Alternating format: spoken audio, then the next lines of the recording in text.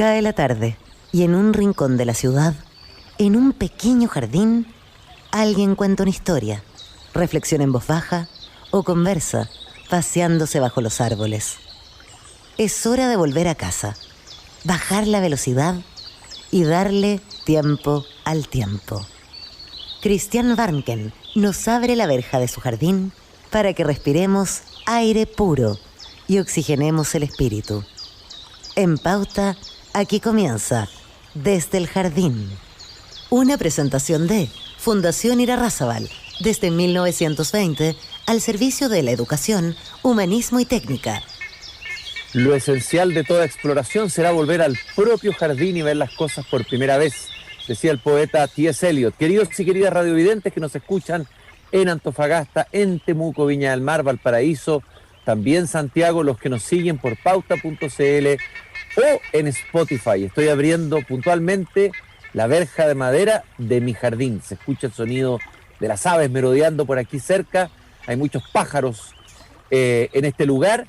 Y hoy día vamos a conversar con Ricardo Brodsky. Él es director, pero son sus últimos días como director del Museo Benjamín Vicuña Maquena. Estuvo acá en el jardín hace unos meses atrás, si mal no recuerdo. Él, licenciado en literatura, fue director del Museo de la Memoria y acaba de publicar una columna en el diario El Mercurio, cuyo título es 4 sillas vacías. Un análisis desde una mirada de alguien de centro izquierda o de izquierda, crítico de la deriva que fue teniendo el proceso constitucional. Me pareció una columna interesante, lúcida, que quise comentar aquí en el jardín con el autor de la misma. Ricardo, muchas gracias por aceptar esta invitación a pasearte conmigo esta tarde por el jardín. Bueno, muchas gracias a ti, Cristian, aquí encantado de participar en este programa. Tú usaste la imagen de las 4 sillas vacías, ya se habló y se ha hablado bastante de este acto republicano tan importante que es cuando se entregue el texto constitucional que será sometido a la ciudadanía en el plebiscito de salida, que van a haber sillas vacías, no sé si las van a dejar vacías, pero claramente se va a hacer notar la ausencia de los expresidentes de la República. ¿Qué hay detrás de ese hecho? El que las 4 sillas de los expresidentes estén vacías en la ceremonia final de clausura de la convención. Claro, no es primera vez que pasa que unas ausencias se notan más que las presencias, ¿no? O son más significativas, digamos, ¿no? Yo creo que todo el incidente de la no invitación en una primera instancia a los expresidentes por razones de aforo, ¿no?, entre comillas, digamos, reveló un cierto desprecio hacia la tradición institucional republicana del país, ¿no? Y muy particularmente respecto de lo que ha sido los 30 años, digámoslo así, post-dictadura, ¿no? En el fondo, creo que ese hecho reveló algo que ya más o menos sabíamos, pero lo puso mucho más evidente, que es como un cierto desprecio hacia la historia democrática, digamos, del país desde el año 90 hacia adelante, ¿no? Entonces, después, claro, se echaron para atrás, los invitaron, el presidente Lagos dijo que no, después todos dijeron que no, pero ya quedó el vacío, ¿no? Va a quedar el vacío de esas sillas de expresidentes que representan la historia nuestra después de la dictadura, y claramente es un hecho muy lamentable que un proceso constituyente que nació con tanto apoyo, nació con un 80% de apoyo, digamos, en un plebiscito, terminara de esta manera, terminara en el fondo como un evento para algunos, no para todos, ¿no? ¿Cuál es el origen de este desprecio hacia lo republicano?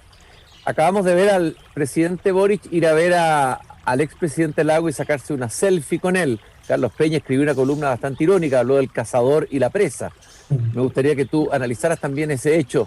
Pero claro, fue a verlo y de alguna manera al hacerlo rescata una figura icónica de esos 30 años y de esa parte de historia republicana que tú dices. Pero acá vemos un desprecio. A ver, ¿qué es lo que, de dónde, cuál es la causa? ¿De dónde viene? ¿De qué izquierda estamos hablando? Pues supone que la izquierda forma parte también de la historia republicana, del entramado de esa historia. ¿Qué izquierda es esta que desprecia la historia republicana? Claro, bueno, de partida yo creo que es una izquierda que se abrió espacio político sobre la base de la crítica y de la refutación, digámoslo así, de la transición a la democracia, ¿no? Como una transición que es en el fondo una continuidad de la dictadura, ¿no? Como una transición que no llegó a la impunidad, ¿no? Como una transición que no solo mantuvo, sino que profundizó el modelo neoliberal. Digamos, esas son las acusaciones, ¿no? Continuidad institucional de la dictadura, modelo neoliberal, impunidad de los derechos humanos. Tres afirmaciones, a mi juicio, falsas, digamos, ¿no? Porque si tú analizas concretamente la historia de los 30 años, te vas a dar cuenta que, por ejemplo, en relación a los derechos humanos, a partir casi de la primer trimestre o los primeros meses de la asunción del gobierno de Elwin, se instala la Comisión de Verdad y Reconciliación, que instala una verdad que había sido muy negada y que en el fondo es un gesto de reconocimiento hacia las víctimas, especialmente a los detenidos desaparecidos. Y del 2000 hacia adelante, después del arresto de Pinochet en Londres, viene una cantidad enorme de procesos legales contra responsables de la violación a los derechos humanos, que hace que Chile sea un caso, yo diría, bastante inédito de tratamiento de la violación a los derechos humanos en democracia respecto de lo que pasó en dictadura. Solamente Argentina es comparable a lo que pasa en Chile. Pero si tú miras lo que pasó en Brasil, lo que pasa en Uruguay, en Perú, ¿para qué decir en España, en Portugal, en Grecia? No hay punto de comparación, ¿no? La cantidad de militares condenados de por vida, incluso muchos de ellos han muerto en las cárceles. Es algo muy notable en la transición chilena, ¿no? Y por lo tanto es una acusación súper injusta y que no se sostiene. Los cambios institucionales, quizás ahí es donde más complicado ha sido, porque había un gran veto a poder avanzar en reformas constitucionales. La verdad sea dicha, la derecha aceptó las reformas del 2005 cuando ya no le servían, ¿no? O sea, los senadores designados ya no eran fieles representantes de la dictadura, ¿no? Eran más bien, casi mayoritariamente, gente más bien de centro, del centro político. Entonces la derecha, claro, dio el pase para eliminar a los senadores designados. Pero ha sido tremendamente difícil llegar a un cambio institucional. Y en este sentido, el proceso constituyente actual, como una gran oportunidad, una oportunidad histórica, de alguna manera fracasa en cerrar la cuestión constitucional. La deja más abierta que nunca, ¿no? Nos entrega un país más dividido y nos entrega un país donde los sentimientos mayoritarios son más de temor que de esperanza, ¿no? Y Ricardo, yo creo que al final el resultado es muy complicado. Oye, Ricardo, este discurso, discurso crítico de la transición, crítico de los 30 años, y este discurso antirrepublicano de alguna manera también, ¿qué papel crees tú que ocupa el Partido Comunista en eso? El Partido Comunista es un partido que forma parte también de la historia de la República, también forma parte de la historia de la democracia. Desde luego el Partido Comunista, me parece a mí, anterior al golpe es distinto al Partido Comunista de hoy día. Y sin embargo sabemos que finalmente en la convención el Partido Comunista jugó un papel clave. Se ha dicho, lo dicen los convencionales de derecha, reconocen que los más trabajadores, eficaces, con los que se podía incluso llegar a acuerdo, los que trabajaban más claro y con más eficacia, eran los convencionales comunistas, que además articularon a todas estas demandas variopintas de grupos minoritarios, pero a través de negociaciones que les permitió imponer. ¿Cuánta responsabilidad tiene el Partido Comunista en esta deriva convencional? ¿Y cómo lo interpretas tú? Y el Partido Comunista asume este discurso, por decirlo así, este discurso tan crítico de toda la historia del pasado. Yo creo que efectivamente el Partido Comunista fue como la estrella de la convención, ¿eh? Fue el partido con mayor tonelaje político, ¿no? Como bancada, digamos así, como grupo, claramente superiores al resto, ¿no? Y fueron muy hábiles también porque lograron formar un tercio de bloqueo, ¿no? O sea, sin ellos no se podía hacer nada, ¿no? Entonces, tienen una gran responsabilidad obviamente en el resultado final, pero yo creo que el Partido Comunista, ¿no? El Partido Comunista creo que juega en la democracia, ¿no? Es un partido que juega en las reglas de la democracia, pero de alguna manera tiene poca fe en la democracia representativa, ¿no? No es lo que más le gusta, ¿no? Siempre busca de alguna manera ir por superar lo que consideran que es solo formal de la democracia, ¿no? Y por eso habla tanto, por ejemplo, en el caso de la convención, se habla tanto de las igualdades sustantivas y no de las igualdades a secas, digamos, las igualdades formales. O sea, en el fondo aquí hay una especie de marxismo clásico, en el sentido de considerar que la democracia liberal es una forma de dictadura de la burguesía, ¿no? Y que en el fondo es una dictadura disfrazada, ¿no? Ese es como lo que está muy en el fondo, digamos, ¿no? De la lectura que hacen, a mi juicio, la izquierda comunista, ¿no? Y la ultraizquierda en general, ¿no? Ricardo, en tu columna tú dices que, dicen que no es necesario dramatizar más de la cuenta. Sí. Aunque la democracia a nivel global parece ser una especie en peligro de extinción, se podría vivir con una mala constitución. De hecho, lo hicimos desde 1980. ¿Tú crees que Chile va a poder vivir con esta, partiendo de la base que es una mala constitución, así lo reconoce todo el mundo, muchos que van a votar a prueba, digamos? Sí, claro. ¿Tú crees que vamos a poder vivir con una mala constitución sabiendo que esta tiene varios candados, entre ellos el más complicado que se acaba de aprobar, que finalmente terminó quedando, que es el del veto indigenista, digamos, el veto indígena, que me parece ser el más complicado de todos, digamos, incluso pone en riesgo el argumento de aprobar para reformar? ¿Cómo lo ves tú eso?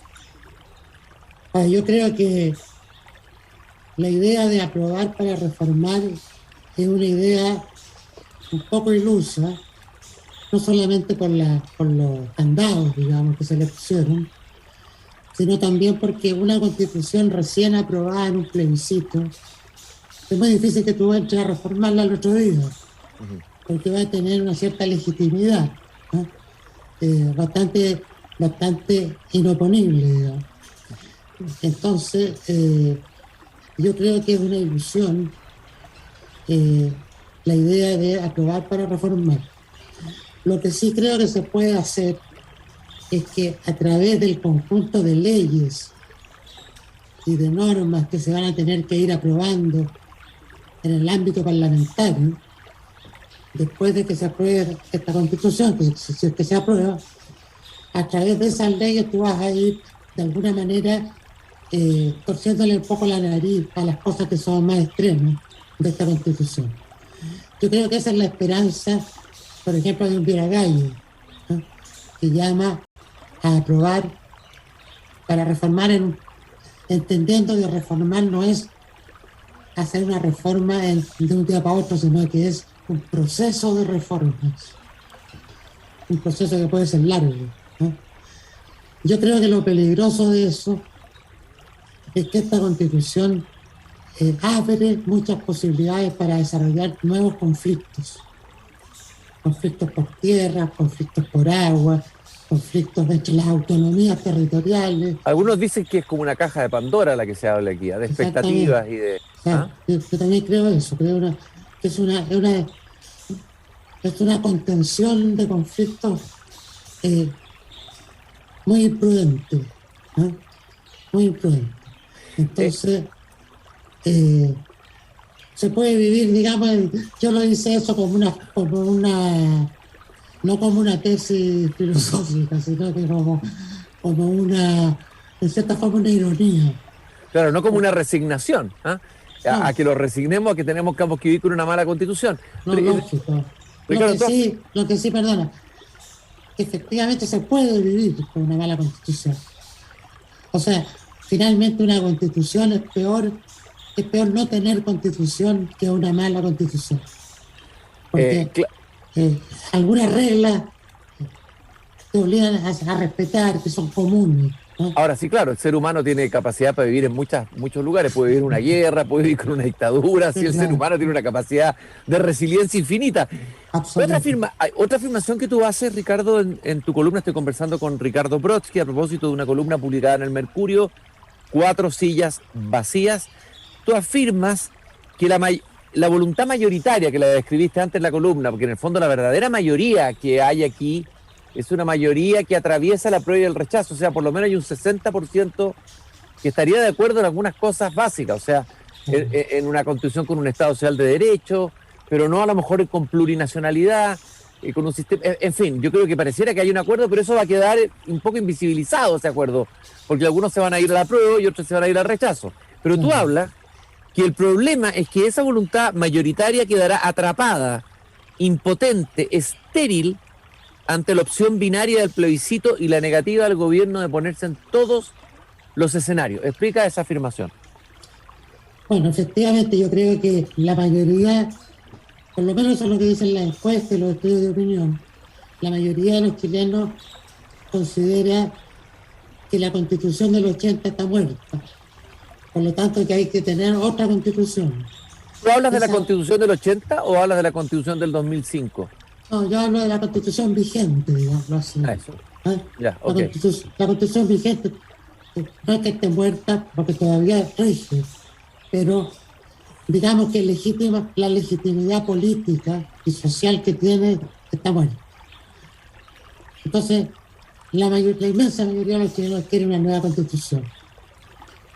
Del proceso constitucional se pueden sacar muchas cosas positivas, como por ejemplo la declaración del Estado Social y Democrático de Derecho, el reconocimiento a los pueblos indígenas, el reconocimiento a los derechos sociales, el tema de la regionalización, el tema de la paridad de género, etc. Yo creo que hay una gran mayoría a favor de esas ideas.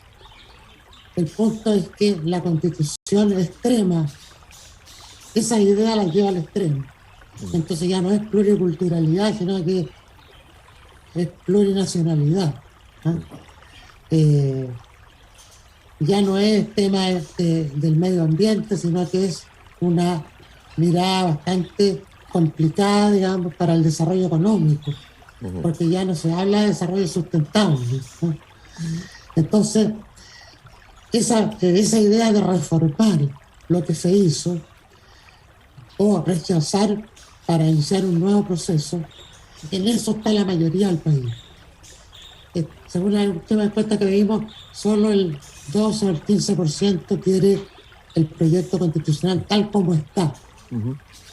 Por lo tanto, y hay otro 20% que quiere la Constitución vigente tal como está. Por lo tanto, hay un 60, 70% que quiere otra constitución, pero no está expresada en el plebiscito. O sea, no hay una pregunta, por decirlo de alguna manera, que permita que ese 60% se exprese satisfactoriamente.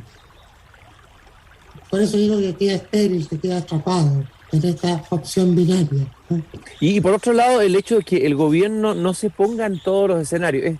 Hoy día empezamos a ver señales del mismo discurso de Boris, que empieza a distanciarse, porque se da cuenta. A cambiar eso, claro. Claro, me parece lo más razonable, que era como suicida, es decir, el destino del gobierno está íntimamente unido al destino de la convención, ¿no?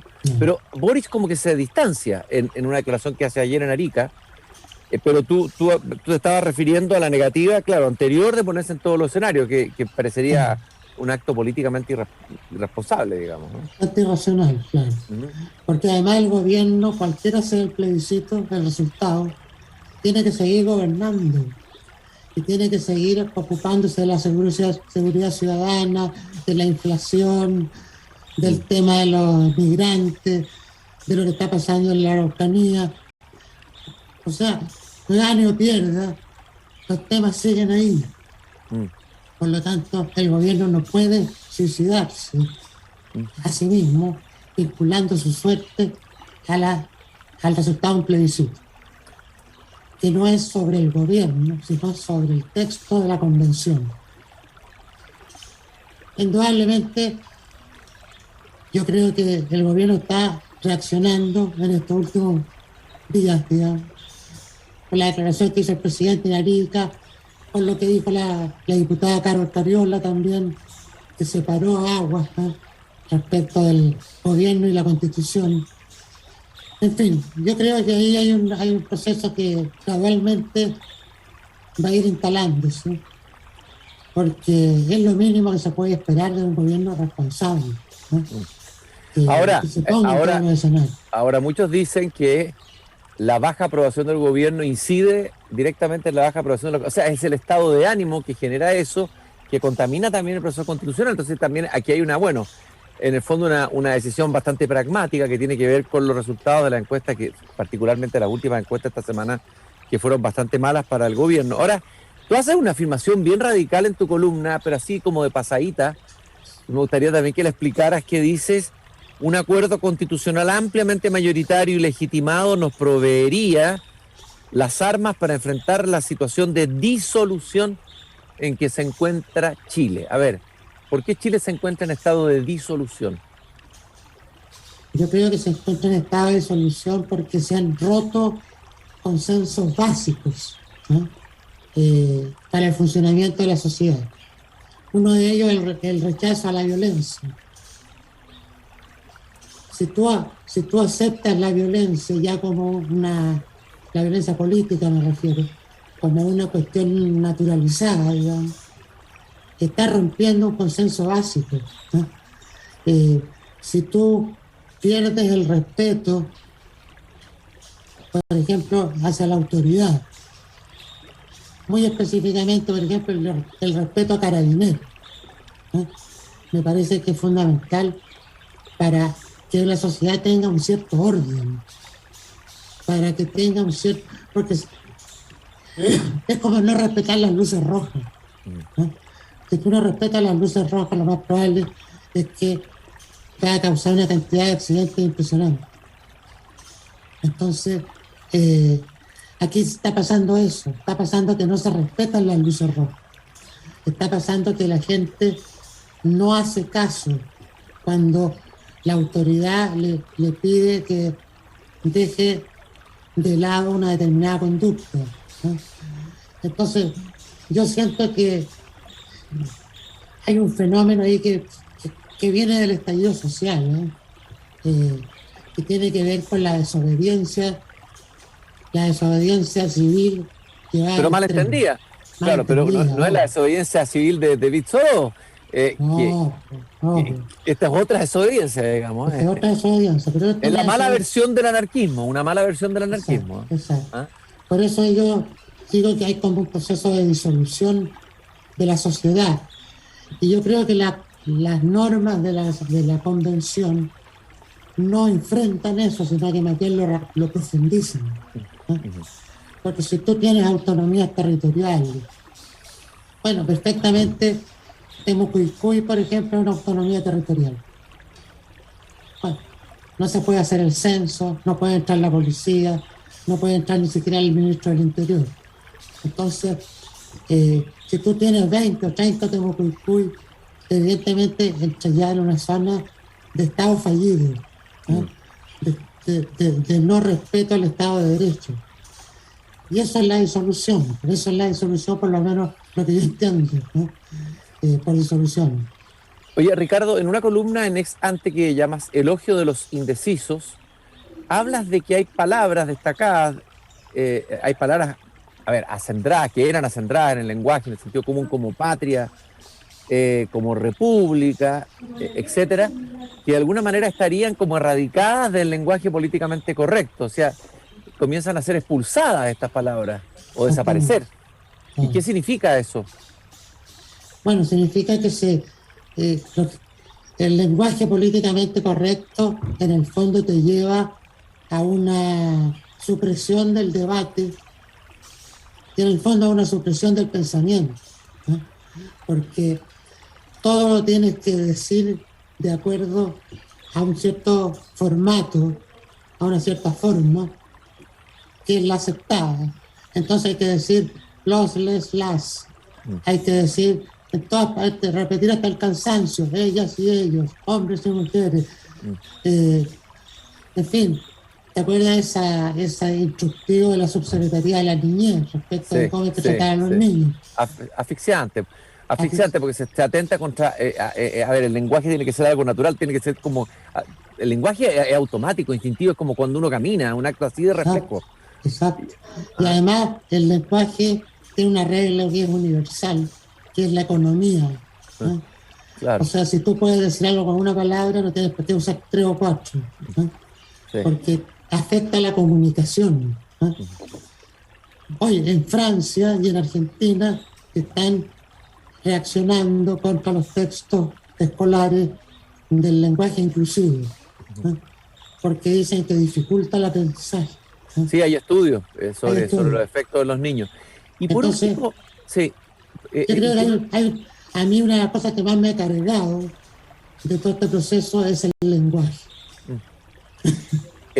Lo entiendo y lo comparto. Y es curioso porque la izquierda, que por lo demás la izquierda tiene que ver mucho con la cultura chilena, con nuestros poetas, sí, preocupados y sensibles ante el lenguaje. Neruda usó tantas veces la palabra patria. ¿Cuántas veces aparece repetida en toda su poesía, en el canto general, ¿no? Y de repente claro, y la izquierda como que asume, ciertas banderas identitarias de una agenda liberal extrema, y de alguna manera la izquierda se aleja también de su historia, de su origen también. Yo creo que hay un peligro, hay una izquierda como copada por estas agendas de un progresismo exacerbado, ¿no? O sea, yo creo que lo que pasa es lo que dice Alfredo Yoñán, que es bien inteligente lo que dice que la izquierda sacrifica el universal, ¿no? El universal que era justamente la patria, la clase obrera, o sea, eran los conceptos que estaban en la retórica de Allende, por ejemplo, ¿no? Y lo cambia por una adhesión o adscripción al lenguaje de grupos particulares, ¿no? Las minorías sexuales, las minorías étnicas, qué sé yo, de estas minorías que tienen un lenguaje propio, identitario. Y a mí me parece muy extraño que el Partido Comunista asuma ese lenguaje en circunstancias que, por doctrina y tradición, su lenguaje es completamente distinto. Sí, yo no creo que si a Boloda Tétemo le gustaría mucho, yo conversé varias veces con él, le gustaría mucho este lenguaje, ni a varias figuras señeras de la cultura, de la vieja cultura comunista. Y por último, bien breve, al final de tu columna del Mercurio, 4 sillas, Ricardo Brodsky, que está aquí conmigo conversando en el jardín, dice que como persona centroizquierda no puedo vivir este resultado de la convención, sino con frustración. A ver, sin presionarte, pero presionándote un poco, ¿qué vas a optar finalmente? en cuál de los dos grupos que conforman esta mayoría transversal, pero que va a quedar atrapado en lo binario, te vas a matricular. ¿Qué crees tú que es el camino mejor dentro de lo malo, porque estamos en una encrucijada que no es muy buena, de la prueba o el rechazo, desde tu mirada? La encrucijada es pésima, ¿no? Es horrible, es horrible. Para alguien, para nosotros, los que no sean de centro izquierda no nos van a entender, pero es terrible. No, es terrible, porque además hay una agresividad muy fuerte en el medio ambiente. Sí, ¿no? sí. Entonces, aquí no va a haber zonas grises. No. Lamentablemente. Sí. Ahora, pienso yo que si va a ganar el rechazo, que es lo que parece que va a ocurrir, no es bueno que el rechazo sea la bandera de la derecha. Sí. ¿No? Porque es como regalarle un triunfo a la derecha. Exactamente. Es como regalarle el triunfo a quienes se han negado durante 30 años a hacer las reformas necesarias. Evidente. Por eso es que es tan importante que haya personas de centro izquierda que se manifiesten por el rechazo. Exactamente. Que haya grupos, que haya movimiento y que no sea monopolizado. Tienes toda la razón. Sí. El rechazo por la derecha. Claro, bueno, eso. Entonces yo estoy todavía pensando. Lógico, y lo respetamos absolutamente. Pero, y probablemente muchos chilenos, igual que tú, de centro izquierda, están en esa misma disyuntiva hoy día. Ricardo, te quiero agradecer por esta conversación. A partir de esta buenísima columna que recomiendo a los que quieran buscarla, la busquen en Emol. Claro, está un poco cerrado ese Emol y el Mercurio. Y sí, cuesta leerlo, bueno. Hay que buscar algún amigo que sea suscriptor y que te mande la columna. Bueno, busquen las columnas. Pero la columna harta gente la ha puesto en Twitter. Eso, búsquenla en Twitter y ahí la van a encontrar. Ricardo, un gusto haberte tenido esta tarde aquí en mi jardín. Gracias por haberme acompañado. Y te felicito, Cristian, por lo que estás haciendo. Muchas gracias, Ricardo. Un gran abrazo y un abrazo a todos ustedes, queridos radiovidentes. Y no se olviden de la frase de Voltaire que siempre digo al terminar el programa, esa frase al final del libro El Cándido: hay que cultivar el propio jardín. Hasta mañana. Hasta mañana.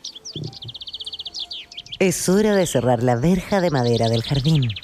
Pero Christian Warnken la volverá a abrir todos los días de lunes a viernes a las 20 horas en Radio Pauta, cuando comience de nuevo